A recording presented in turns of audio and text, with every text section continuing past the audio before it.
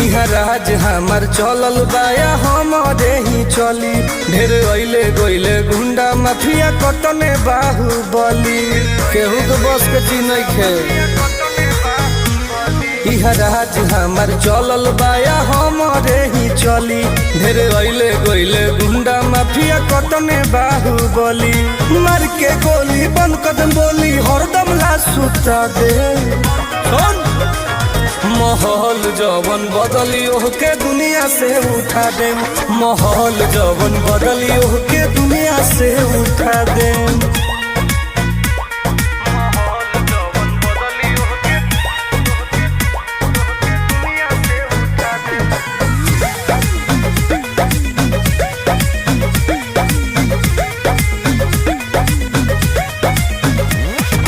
police बड़ा शासन